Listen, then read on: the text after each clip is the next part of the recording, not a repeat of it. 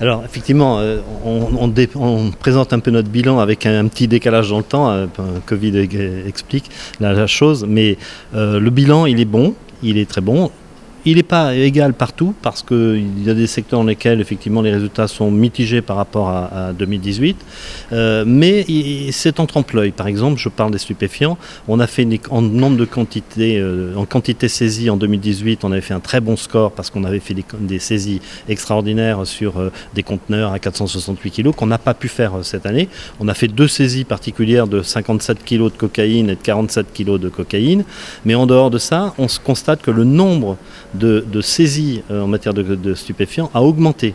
Donc ça veut dire que les douaniers travaillent plus, font plus de procédures, font plus de saisies, mais parfois pour des quantités un peu moindres. Aujourd'hui, on est quand même à 293 kg sur l'année, dont 260 en matière de cocaïne, ce qui fait quand même un bon score, puisqu'on est à 11 millions d'euros en valeur pour l'ensemble de ces stupéfiants. Alors nos contrôles, on les fait pas seulement à l'aéroport, on fait beaucoup de contrôles à l'aéroport, notamment au départ, où on cible des passagers, on vérifie les bagages, mais aussi sur le fret postal, mais également aussi à la circulation, puisqu'on fait aussi des contrôles sur les véhicules à la circulation. On trouve aussi des stupéfiants à Saint-Martin, pas seulement à l'aéroport du Rézé. On en a trouvé sur le port aussi dans des conteneurs, notamment dans un rip-off sur un conteneur de bananes.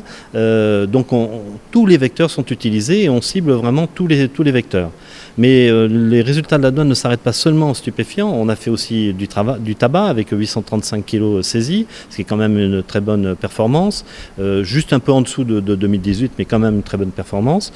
Des contrefaçons, où là ça ne faiblit pas. Dans beaucoup de secteurs, on a effectivement une augmentation en matière de jouets, en matière de produits de soins corporels, enfin des médicaments aussi.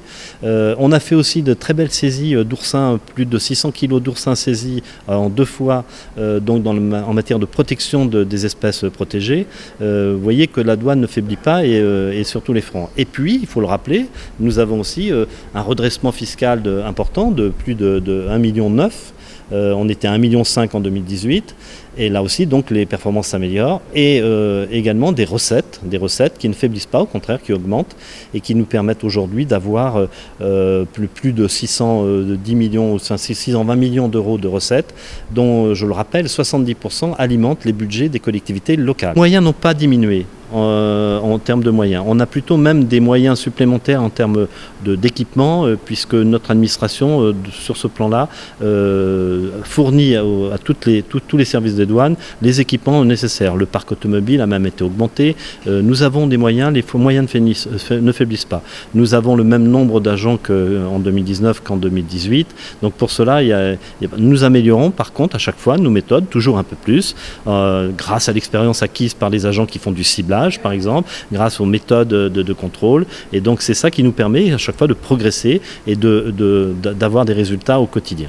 Non, nous pratiquons déjà des coopérations renforcées. Nous faisons des contrôles à la circulation, par exemple, en commun avec la gendarmerie, ce qui nous permet effectivement d'assurer des dispositifs sécurisants pour nos agents et pour les gendarmes, et où nous partageons effectivement nos missions, chacun agissant sur ses prérogatives, mais qui permettent effectivement d'avoir une action efficace de la part des services de l'État. Écoutez, la Guadeloupe, en matière, par exemple, de stupéfiants, a une place assez importante.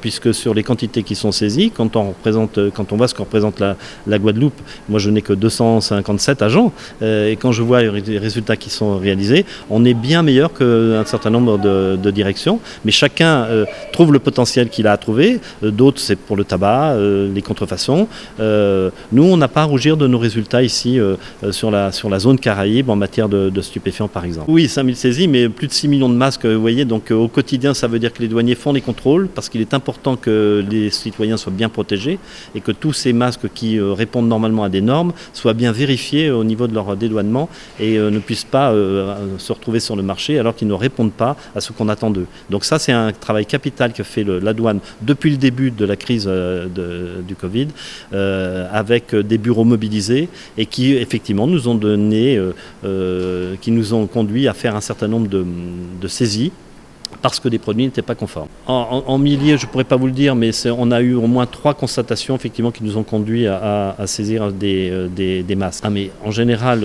alors la saisie est souvent une sanction, puisque ça suivi d'une destruction, donc c'est déjà une sanction. Et puis après, on module les sanctions en fonction effectivement de la personnalité, on va dire, de l'infracteur, de savoir si c'est un récidiviste ou pas. Mais là, on rentrerait dans le détail des dossiers, ce que je ne souhaite pas faire.